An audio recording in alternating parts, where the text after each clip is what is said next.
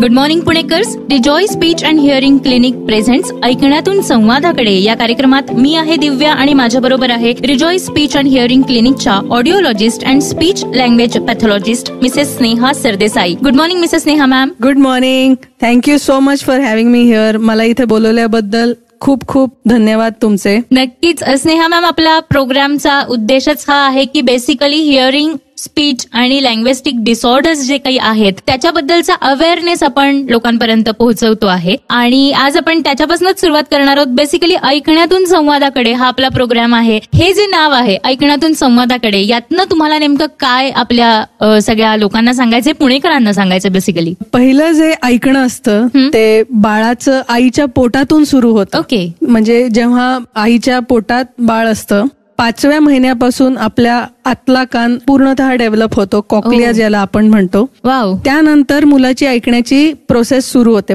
आणि जेव्हा बाळ जन्म घेऊन बाहेर येतं तेव्हा हळूहळू ऐकण्याची डेव्हलपमेंट होते, संवादाची म्हणजे बोलण्याची डेव्हलपमेंट त्याच्या बरोबरीने होत असते. ओके. तर ऐकणं, बोलणं आणि भाषा विकास हे सगळं एकत्र घडत असतं. त्याच्या बरोबरीने मोटर विकास म्हणजे चालण्याचा विकासही होत असतं. ओके. जेव्हा बाळ 0 ते 3 महिने आपण म्हणूया, बाळ आवाज आला तर दचकतं. हे दचकणं खूप महत्वाचं असतं. ओके. त्यानंतर हळूहळू बाळ आपल्या अवतीभवती जे आवाज असतात ते डोळ्यांनी इकडे तिकडे शोधण्याचा प्रयत्न करतं की आवाज नक्की कुठून आलाय. जसं जसं मान धरायला लागतं बाळ तसं तसं त्याला आवाज नक्की कुठून आलेला आहे, मागून आलाय, पुढून आलाय, हे ओळखता येतं. याच्या पुढची जी डेव्हलपमेंट होतीये ती कशी होतीये हेही आपण सांगणार आहोत, पण त्याआधी खरंच पुणेकरांनो, ऐकणं आणि बोलणं ही मानवाची सर्वात मोठी क्वालिटी आहे ज्यामुळे आपण स्वतःला एक्सप्रेस करू शकतो. पण समजा काही कारणांमुळे ऐकण्यात बोलण्यात काही अडचणी येत असतील तर जीवनाचा आनंदच आपण गमावून बसतो, हो ना. म्हणूनच ऐकण्याच्या बोलण्याच्या विकारांवरील मार्गदर्शनासाठी तज्ज्ञांचा सल्ला योग्य वेळेत घेणं अतिशय महत्वाचं आहे. त्यासाठी तुम्ही देखील संपर्क करू शकता.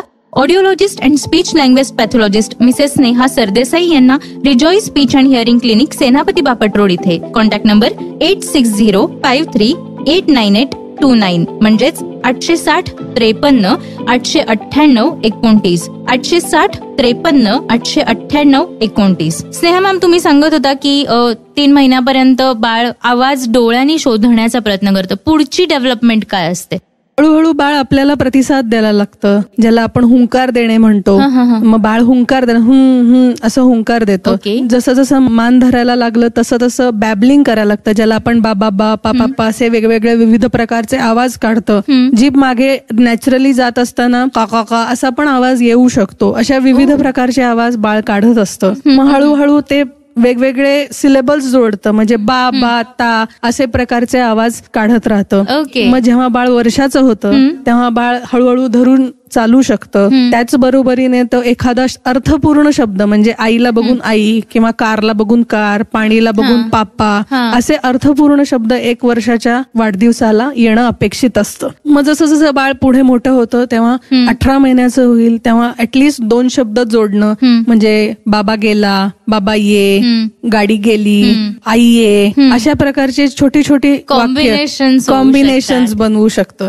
आणि मग जेव्हा 2 वर्षाचं बाळ होतं तेव्हा बाळ आपल्यासारखंच थोडंफार बोलण्याचा प्रयत्न करतं, वाक्यात बोलायचा प्रयत्न करतं.